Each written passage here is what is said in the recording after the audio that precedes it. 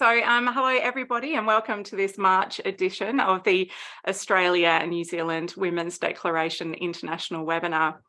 My name, as you can see on the screen, is Tessa and I'm standing in for Janet Fraser tonight. I couldn't have that beautiful, fabulous curly hair if I'd even tried. The principal solicitor for the Feminist Legal Clinic, Anna Kerr, is also doing tech, as you've no doubt noticed in our conversation earlier. I live and work on Kaurna country, and wherever you're coming from this evening, we pay our respects to elders past, present and emerging in Aboriginal and Torres Strait Islander nations across the continent and any First Nations women joining us tonight. Sometimes our speakers cannot share the country on which they live for safety reasons. So now I would like to introduce you to our fabulous panel tonight. Nina lives on Bundjalung country. She is a 35-year-old, very left-wing radical feminist. She's a musician and textile artist, and she is soon to be branching out into some visual arts of the feminist variety. She's a woman, a daughter, a sister, an aunt, and she's angry. Eilean Haley lives on the land of the Wangal people. She is a writer and sometime quilter, retired public servant, and veteran of the women's liberation movement of the 1970s. And finally, Sue Clarke. She has been retired for the past 8 years after 32 years in the federal public service, 25 years in the child support agency.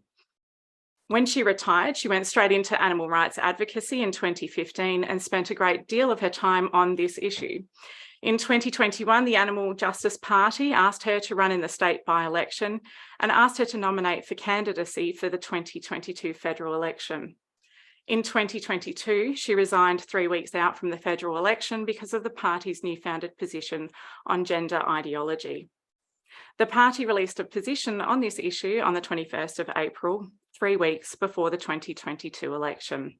Nina, I'm going to hand over to you. So yeah, I became a radical feminist after reading Mary Daly's book, Gynecology, in 2010. And then in 2013, I had a look online to see if there was any other women who were into this radical feminist thing, and discovered the online RadFem community. That was great. And discovered the issue of female erasure and the rolling back of our sex-based rights. And I didn't need a lot of convincing. It was pretty clear to me that this was something that women would have to fight.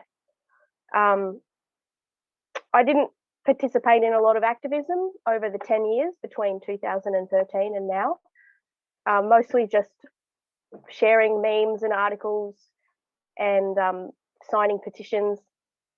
But I censored all of my Facebook posts so that people who lived in my local area couldn't see anything that would be described as slightly turfy, because I didn't want the anti-feminist backlash in my local community. But I've been fully out and proud as a real feminist for over a month now. It's gotten that bad that I can no longer justify any level of self-censorship. The women in my community deserve to hear my voice so that they feel they can also speak. I'm sure that I don't have anything new to say that hasn't already been said, but I'm here and I'm bloody angry. And the speech that I gave at the Let Women Speak event in Brisbane the other week was a really fiery and angry speech, and I had intended to not do that here, but let's just see how we go, eh? What I want to speak about today concerns Article 1 of the Women's Declaration, reaffirming that women's rights are based upon the category of sex. Also Article 4, reaffirming women's right to freedom of expression and opinion. And Article 5, reaffirming women's right to freedom of peaceful assembly and opinion. And Article 6, reaffirming women's right to political participation on the basis of sex.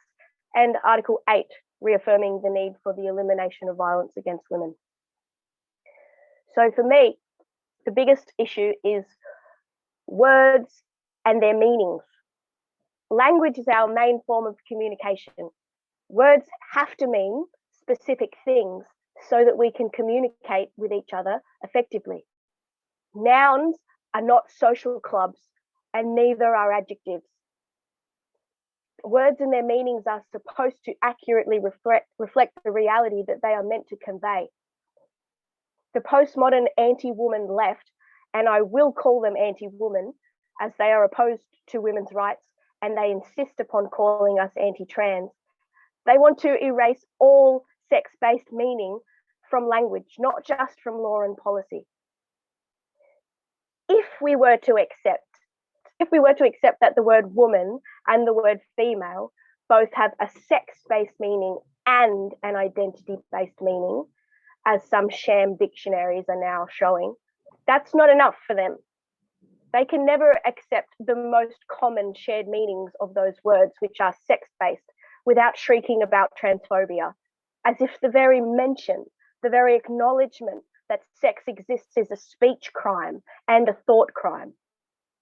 I read online the other day somebody saying that it was bigoted to use the words male and female to refer to the sex categories outside of a clinical setting, as if our sex no longer has any political relevance to us, as if sexism no longer exists.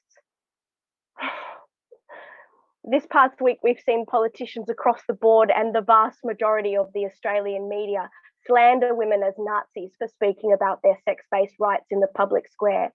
We've seen state-sanctioned violence against women in Hobart and today in Auckland by mobs baying for blood.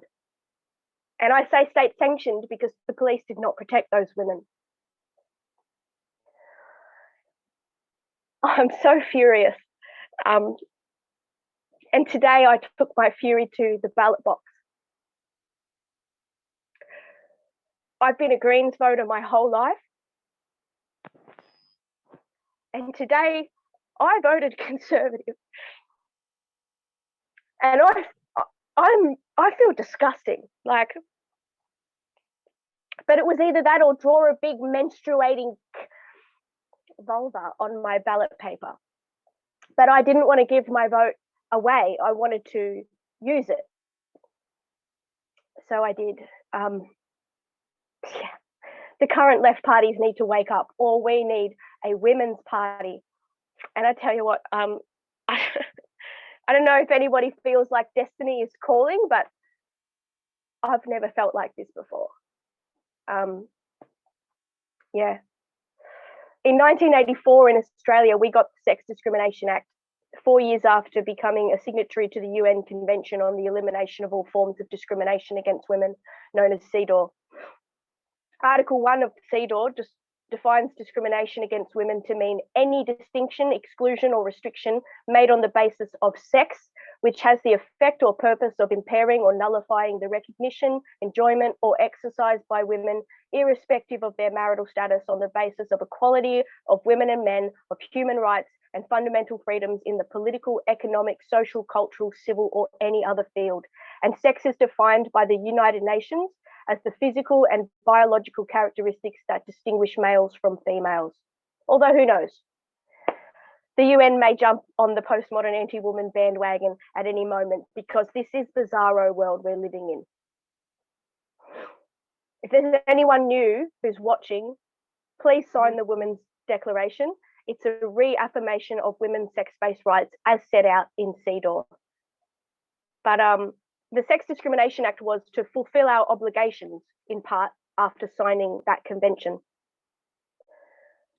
In 2013, the definition of women, a person of the female sex, and the definition of man, a person of the male sex, were deleted from the Federal Sex Discrimination Act. Protections for gender identity were inserted into the Act with no consultation from women's groups. The result is that women no longer exist as a sex category in law in Australia. We have been made unspeakable. Sex has been made unspeakable. Like we needed any more taboos about our bodies. And the most insulting part, the definition of gender identity in the Sex Discrimination Act means the gender-related identity, appearance, or mannerisms, or any other gender-related characteristics of a person, whether by way of medical intervention or not, with or without regard to the person's designated sex at birth. Hello? Gender means the social and cultural roles, stereotypes, and attributes traditionally associated with people on the basis of their sex. Gender is sex role stereotypes. So the female sex and the male sex are deleted from the Sex Discrimination Act, but a bloke with a woman gender identity is definitely a woman because of sex stereotype related identity, sex stereotype related appearance or mannerisms, or other sex stereotype related characteristics. So there we have it. The stereotypes that have been used to oppress us, enshrined in law, and not only that, the law defines us by those stereotypes. Woman is thus long hair and a downward gaze, tits and submission, apparently. Well, I say no. And we're saying no. We're not a costume or a concept or an idea in any man's head. We are the meaning of the word embodied. Speaking of the word gender, I agree wholeheartedly with Mexican radical feminist Laura Lacuna. We need to drop the word gender. It's too vague and meaningless. As Kathleen Stock says in her book, Material Girls, it has at least 4 common meanings, but it has more than that. Probably, I reckon about 40% of the time, people are using it to mean sex. And I reckon about 40% of the time, they have no idea what they mean when they say it. So let's use specific and accurate language. Let's use plain language. I really hope that there's going to be new people who are watching this, or now or later on YouTube, like new people signing up to our groups and our discussions and our organizations because they're curious or because we've had a whole lot of publicity lately. And I think, I mean, I know this is like a radical feminist thing, but I think we need to speak to those people. You know, we've been saying that our view is the majority view. It's just that people don't know, they're not informed. Well, let's inform them, I reckon. Like less references without explanations, and more explaining and more plain language. Yeah, let's inform them. I've been out and proud about my politics for less than a month, and I've lost friends with people in my People in my community have accused me of being transphobic, right-wing, Nazi-aligned. All I've got to say to people like that is bring it on. Like, this is the hill I will die on. I will go to jail for this cause. Like, I would be willing to, you know, and I hope not, but I do believe this will be a fight of decades, and I'm in. Women have to fight tooth and nail for our freedom of speech, our freedom of meaning, because the hate speech and vilification laws are making women's speech illegal. True and correct speech about sex, illegal. I believe the ACT Human Rights Commission ruled that it's not always vilification to call a man if he doesn't identify as such. Well, thanks very much. It's really generous, but it should never be illegal to tell the truth, not about anything, and especially not about something so politically important because of sexism. And if we lose our freedom of speech and of meaning, we lose our ability to meaningfully discuss, inform, and fight this misogynistic and homophobic ideology. About a year and a half ago, I had some really big changes in my life that caused me to take stock of everything and ask some pretty serious questions about what was most important to me. And really, the answer immediately was women. And I wasn't really sure what to do with that answer. I'm reminded of a video I saw of Leah Keith, who I love, talking about when she was younger, walking around saying, "Are you for women's lib? Are you for women's lib?" All this crap about being on the wrong side of history. I tell you what, in 50 years' time, when they look back at this period in history, which group is going to be seen as the women's movement? The one that's fighting to take away women's rights to single-sex spaces and recognition as a sex in law? No, that's not the women's movement. That's the men's rights movement. If you're championing men's rights to invade female spaces and break female boundaries, you're championing the men's rights movement, and you are anti-woman. So that's really the question that I want to ask people who may end up seeing this. Are you for women's lib? Do you support the women's movement? Are you with us? Joyce Stevens wrote this piece for International Women's Day in 1975, and I'd like to read it out with a couple of additions. Because women's work is never done, and underpaid or unpaid or boring and repetitious, and we're the first to get the sack, and what we look like is more important than what we do. And if we get raped, it's our fault. And if we get bashed, we must have provoked it. And if we raise our voices, we're nagging bitches. And if we enjoy sex, we're nymphos. And if we don't, we're frigid. And if we love women, it's because we can't get a real man. And if we ask our doctor too many questions, we're neurotic and or pushy. And if we expect community care for children, we're selfish. And if we stand up for our rights, we're aggressive and unfeminine. And if we don't, we're typical weak females. And if we want to get married, we're out to trap a man. And if we don't, we're unnatural. And because we still can't get adequate, safe contraception, but men can walk on the moon. And if we can't cope or don't want a pregnancy, we're made to feel guilty about abortion. And I would add, if we gather in peaceful assembly to speak about our sex-based rights, or even just to listen, we're slandered as Nazis. And if we continue nonetheless to bring our voices to the public square, we're assaulted by state-sanctioned mobs. And for lots and lots of other reasons, we are part of the women's liberation movement. Join us. That's it.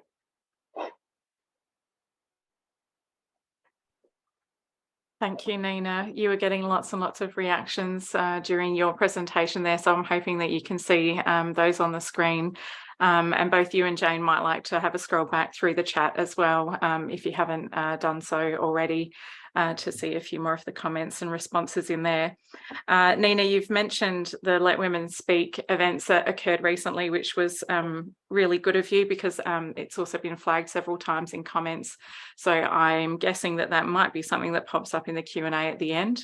And I also like that you've given us some very clear CTAs or calls to action this evening, including signing the declaration if people haven't done so. You'll find the link in chat. I've dropped it in if anyone is new to the space.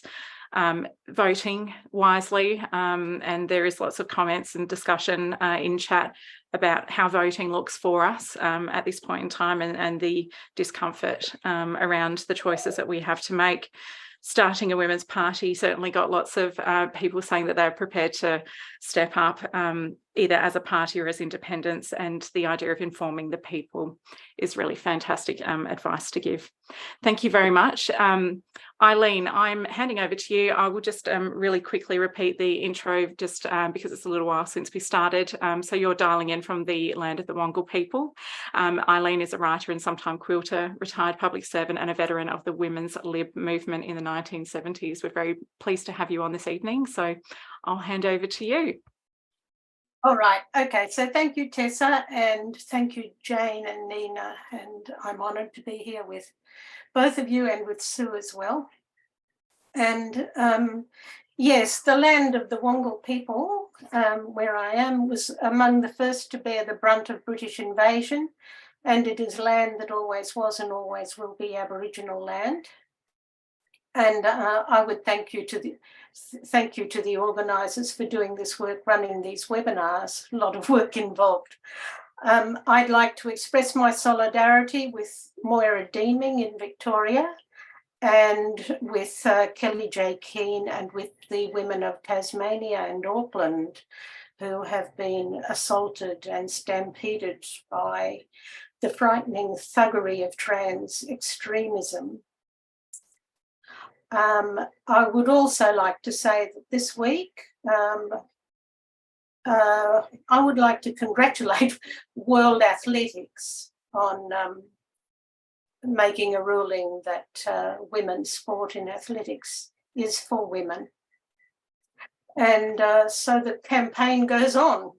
Okay, lots of stuff to do. I am at Janet Fraser's invitation going to talk to you about one of the things that we could do, and could be a CTA, which is a phrase new to me, a call to action.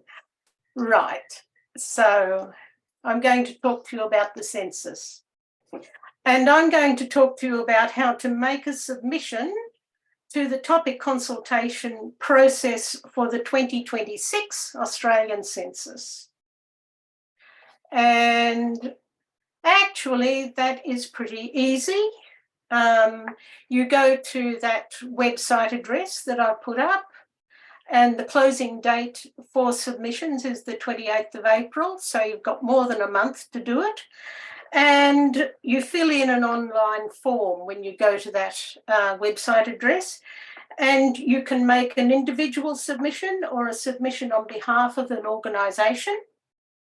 And there's basically only 2 or 3 questions in the form that you might have to think about before you answer. What information would you like the ABS, that's the Australian Bureau of Statistics, they run the census. What information would you like the ABS to collect and produce statistics on? Is there other information you would like the ABS to collect and produce statistics on? And would you like to tell us anything else about your submission? So that pretty much covers anything we're likely to want to tell them. And you can attach documents if you want to.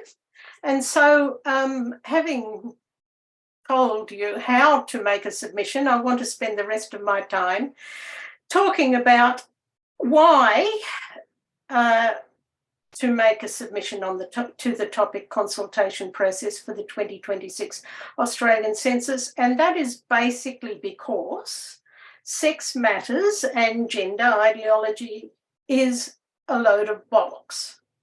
The Declaration on Women's Sex-Based Rights tells us that data collection is one of the areas that they specifically identify in that declaration as being under threat from gender identity ideology. This is a bit from the declaration. Sex disaggregated data is data that is cross-classified by sex, presenting information separately for men and women, boys and girls. Sex disaggregated data reflect roles, real situations, general conditions for women and men, girls and boys in every aspect of society. And when data is not disaggregated by sex, it is more difficult to identify real and potential inequalities. The Declaration also says, the conflation of sex with gender identity leads to the collection of data on violence against women and girls, which is inaccurate and misleading because it identifies perpetrators of violence on the basis of their gender identity rather than their sex. This creates a significant impediment to the development of effective laws, policies, strategies, and actions aimed at the elimination of violence against women and girls. And I'd add, it's not just around violence against women where sex disaggregated data is necessary.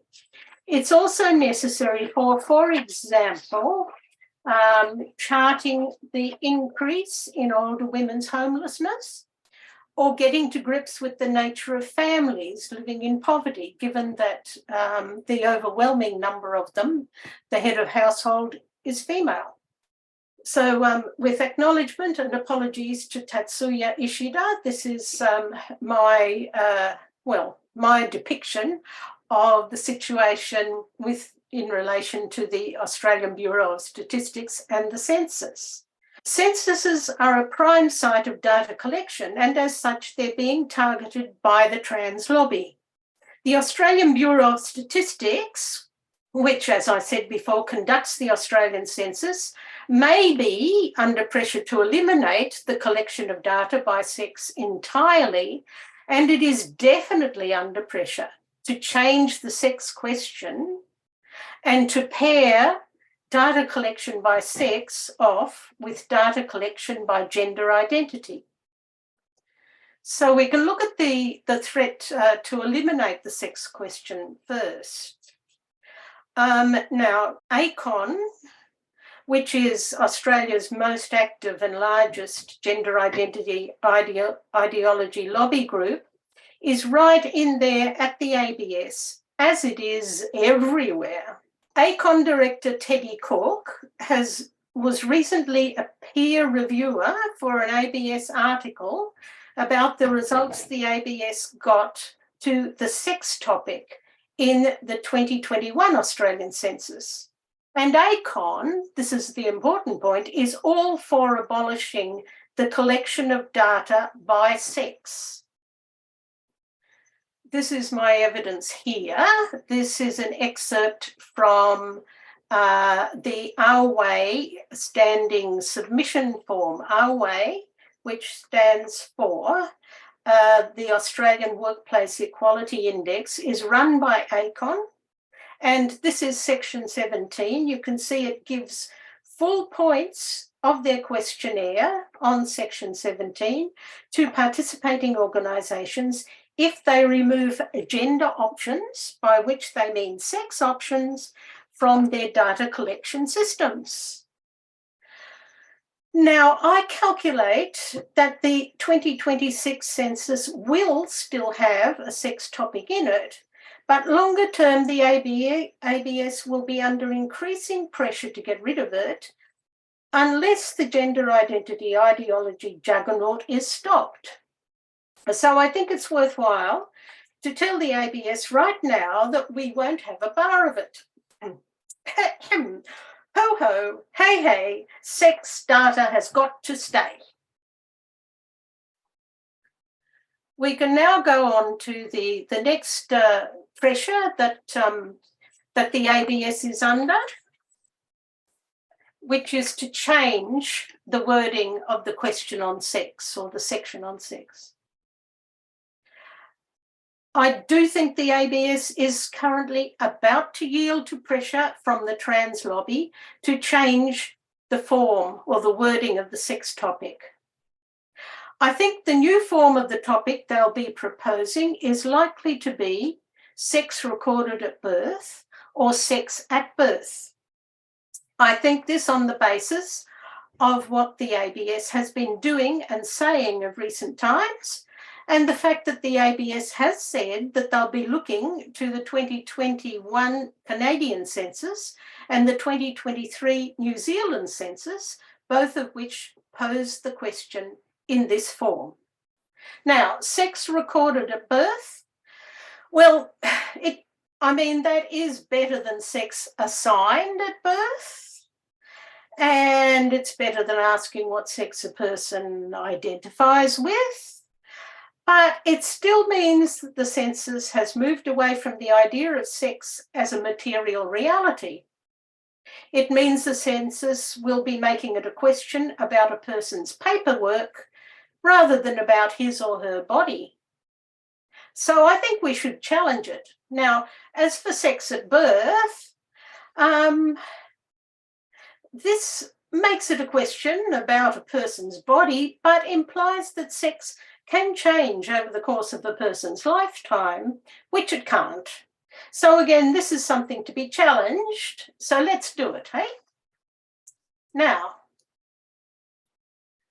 this one is pairing sex and gender, or gender and sex. Again, I'm pretty sure the ABS will yield to pressure and go for introducing a gender question in the 2026 census. I know they're going to at least consider doing so because they've said so. The framing of the topic, or rather, the combination, the pairing, is likely to be the same as in the Canadian census. This is it here, where you can see we have question 2, what was this person's sex at birth? And you get the explanation, it refers to sex assigned at birth. And then you have question 3, what is this person's gender? And then we've got an explanation of gender. And we've got male, female, or please specify this person's gender, 3 options. And this was the New Zealand census, which actually was collected this month on the 7th of March, so very recent. And we see we have question 3, what is your gender? And on the online form, you get an explanation. Gender refers to a person's social and personal identity. And then, so that's question 3. And then question 4, what was your sex at birth. For example, what was recorded on your birth certificate. Now, we can notice a few things about both the Canadian and the New Zealand censuses. And that is, the gender question is actually a question about gender identity. The New Zealand census says that quite explicitly, yeah. And notice that the New Zealand census put the gender question first. And male and female in both of these censuses are asserted to be gender categories as well as sex categories. I suppose we should be grateful they didn't use the term cisgender. But let's be clear that male and female are sex categories, okay? They're biological, and they shouldn't be there as gender categories. That is, of course, sowing the confusion and the conflation and the general shambles, the general bollocks that is gender identity ideology. And another thing about these two censuses is that in both, these questions are compulsory. So this is different from the England and Wales census, which was carried out just shortly before the Canadian census in 2021, where the question was about sex. And then later there was a voluntary question, which was about the gender you identify with. Again, note it's when you say gender, you're talking about gender identity, yeah? Okay, so the thing is this, that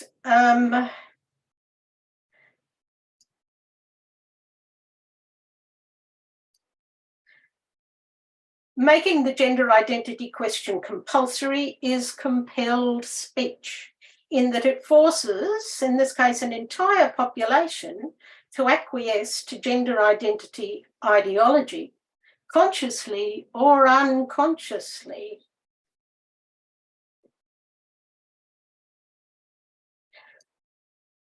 And for people like this, like us, who know that gender identity ideology is a load of bollocks, it creates a catch-22. We're obliged to answer questions under Section 14 of the Census and Statistics Act 1905, but we're also obliged to give accurate and truthful information under Section 15 of the same Act. Now, we can't do both on a compulsory gender identity question. We either skip the question, in which case we breach Section 14, or we provide an untruth by saying we have an attribute that makes no sense and thereby breach Section 15. What I have up on the screen is a letter recently delivered to a person randomly selected to take part in a population survey.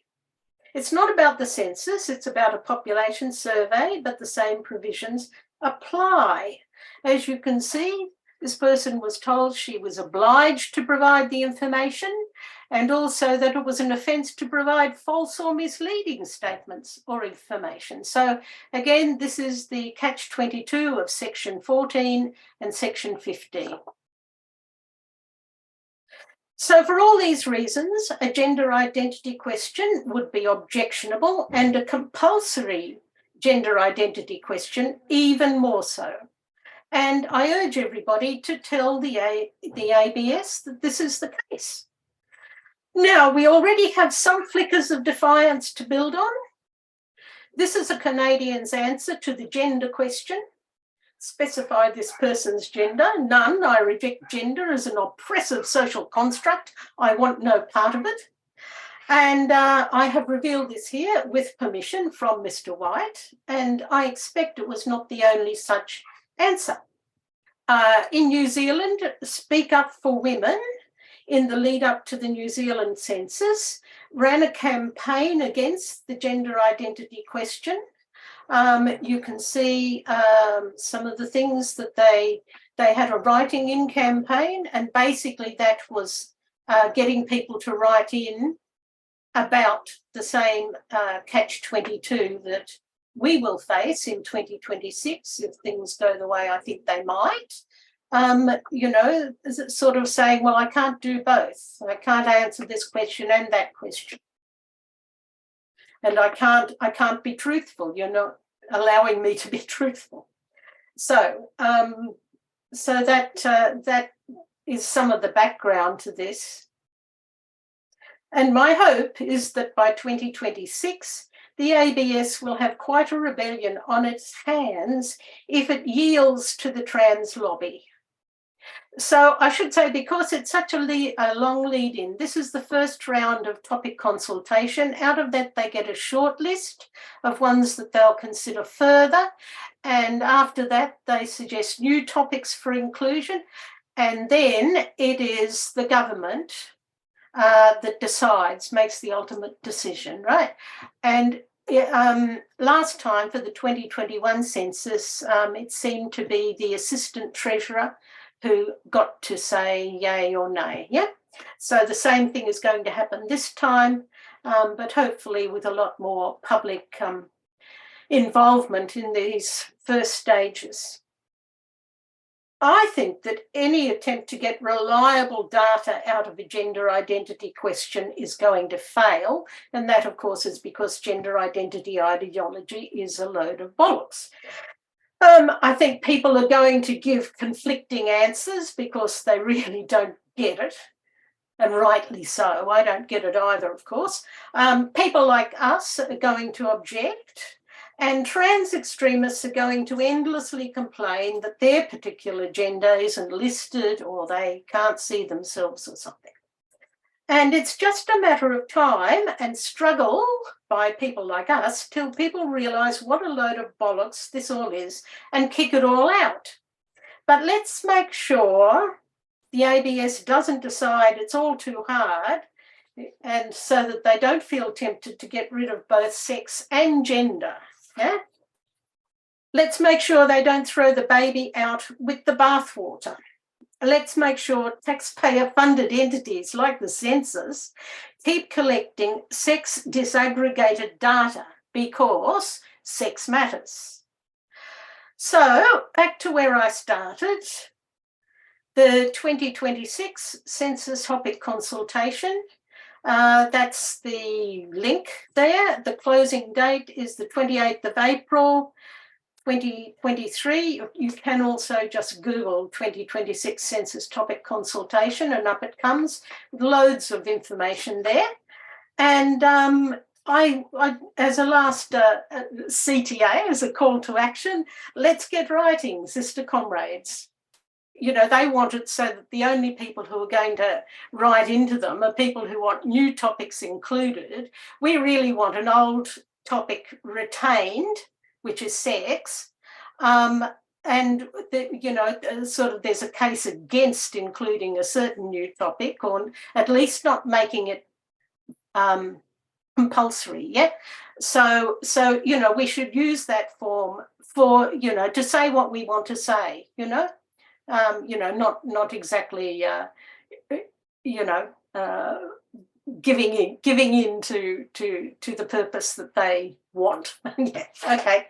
That is fabulous. That is fabulous advice. If we wait for the opportunity to be given to us on a silver platter, we'll be waiting forever. So we have to kind of take matters into our own hands, don't we? So Sue, I've got you as my lucky last this evening.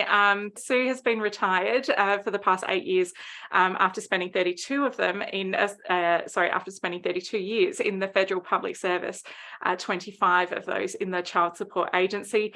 When she retired, she went straight into animal rights advocacy in 2015 and spent a great deal of her time on that issue.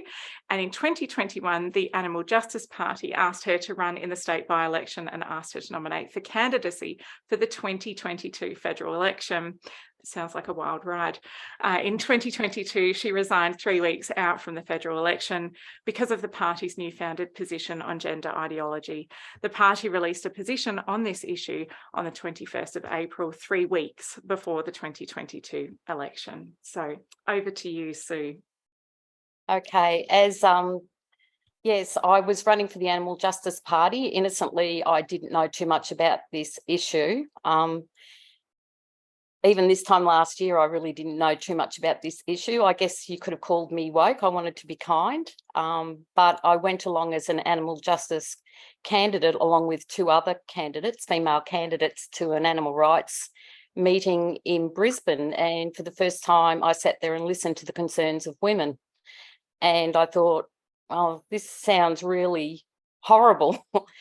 And we thought Animal Justice Party was basically made up mostly of women, and that women were saying they were politically homeless. We didn't have a position on this issue, and that if we got into politics in the federal election, that we could be a voice for women. And anyway, what happened was one of the other candidates actually posted on her Facebook page articles about this issue, in specifically about the men in women's sports. I actually just and this wasn't under our candidates' profiles, it was personal profiles, and I actually just liked the articles. They were very moderate articles. There was nothing transphobic about them. It was just explaining the differences.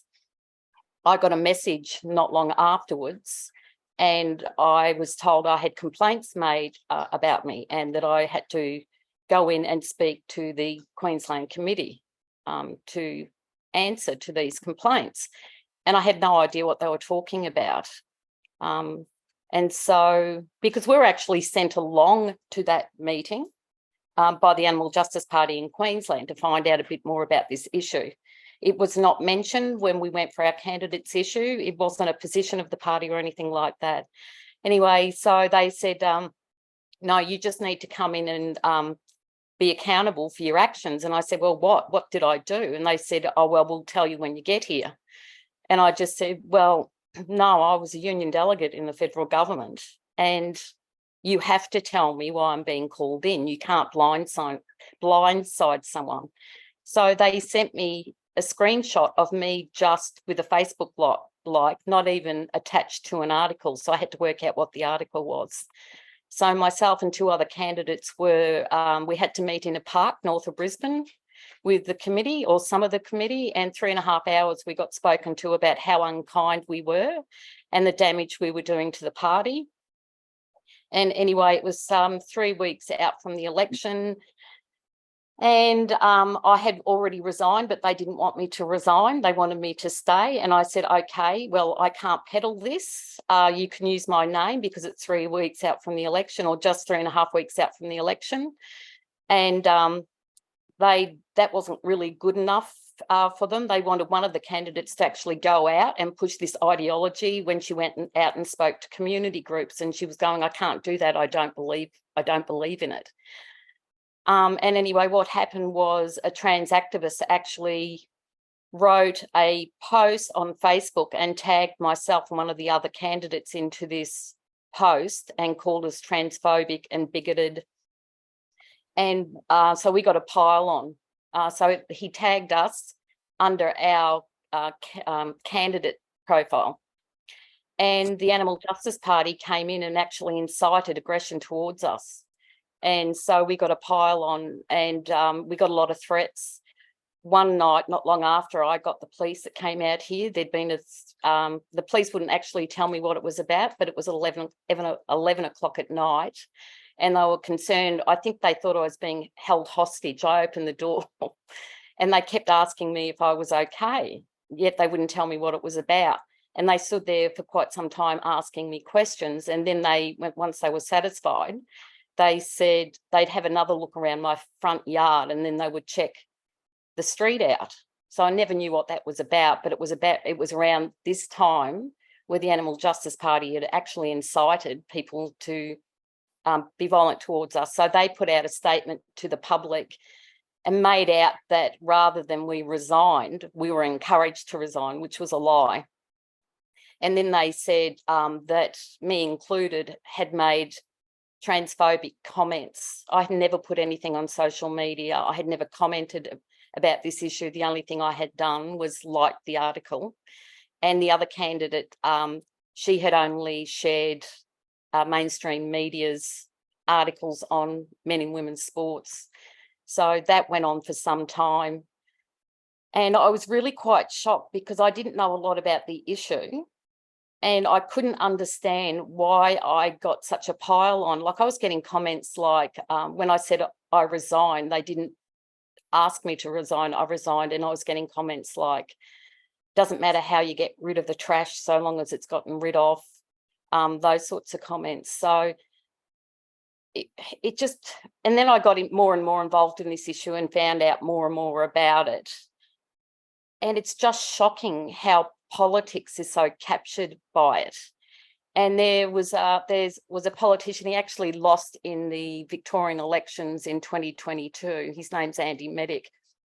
He's got 2 children and they're both transgender. But what he did was, once he got into the Animal Justice Party, he started to make it all about the trans issue as well. I'm not saying he didn't do anything about animals, he actually did, and did some good work, but he started focusing on the trans issue more and more and more. And he wanted us gone. And he led this hate campaign. And because I was an animal activist, I'm still an animal activist, but a vegan, he went on, so he's from Victoria, went on to the Queensland vegan pages and started lying about how we were asked about this ideology in our candidacy interviews, and that, you know, we had basically hijacked the party by lying that we were opposed to gender ideology.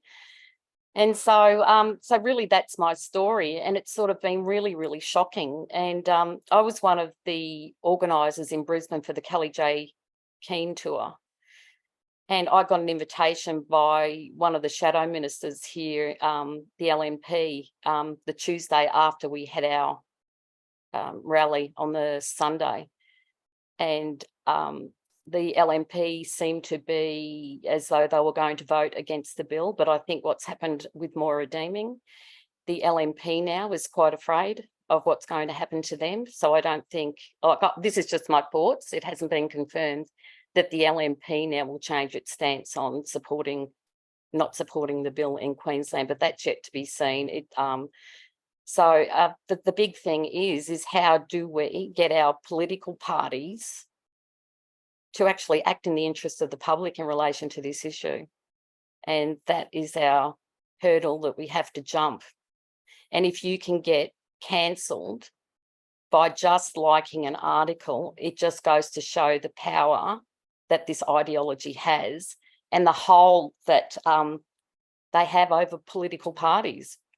So really that's my story in a nutshell. It just sort of shocked me that I could be cancelled over just liking an article. And you look at Moira Redeeming and what's happening with her now. So what's the next step? How do we... And I think the only answer is to get out there and educate the public. And it's in your vote.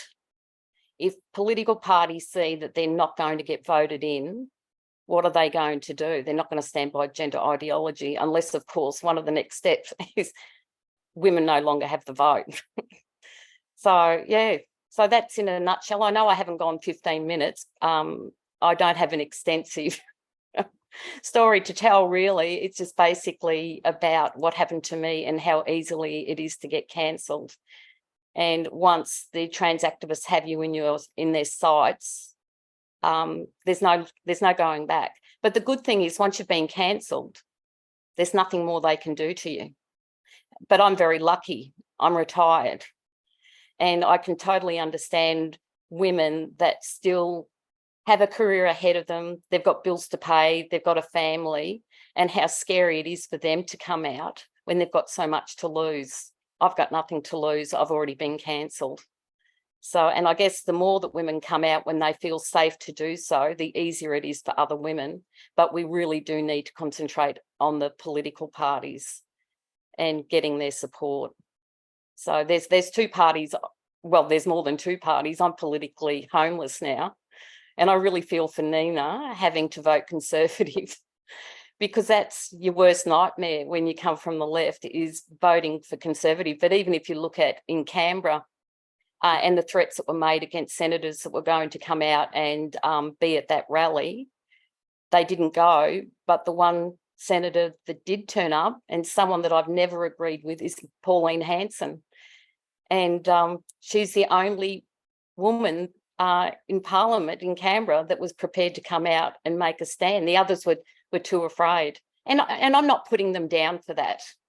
It is scary. And now, after what we've seen in Wellington today, they finally shut Kelly J down, and that's what they wanted. But they didn't succeed, because what Kelly J wanted was to get the conversation going. And that's what has happened. And the trans activists are saying they have won. They haven't won, because the whole purpose of Kelly J coming out here was to get a conversation going. She's made the front page of The Age. The Australian. The Age is now speaking to organisers from other states, asking for statistics. And I actually had a Courier Mail journalist that contacted me after the rally, and he wanted to interview me, and he did for 45 minutes, but he actually listened to me, and he was writing a balanced story. It never got past the editor. So it is a massive hurdle that we have to jump over, and it's going to be a struggle. But as Kelly J says, she never loses, and I really believe her. And I think what we saw in Wellington today will just, I think the solidarity between women across the globe, that's just strengthened that. Like, it broke my heart. I was watching that live. And as someone that had the good fortune to work with Kelly J and to meet her when she came out, I've got so much respect for that woman. And to see her in that situation, I think all the trans activists managed to do today was increase the resolve of women across the world. Thank you so much. And look, you timed that beautifully. And it is so valuable for us to hear, a real life account of what this looks like from a political point of view, particularly for those who are feeling inspired by Nina's, call to action. That's the theme for tonight, obviously. But, it's good to be able to access some of the good, the bad and the ugly around the reality of becoming political. And I think that your story highlights parts of each of those columns, really. It would be amazing if we could have an ecosystem, a political ecosystem of women from every spectrum of our lifetimes and our life cycles, so that we've got people who are fearless and retired, and people who are young and full of energy and enthusiasm, and people who are in the thick of working years and aware of the way that being a woman affects those. So it was fabulous to hear your story. Thank you so much for sharing, and thank you to everybody for your bravery and for your eloquence and your wonderful information this evening. You've given us a really fantastic balanced set of information to consider, and I know that there are going to be lots of questions in the session that follows. We've already got a couple going into the Q&A, and thank you everybody online for your reactions this evening as well. I will now be finishing the recording and opening the Q&A. So thank you once again everyone for attending, and for our speakers Nina, Eilean and Sue.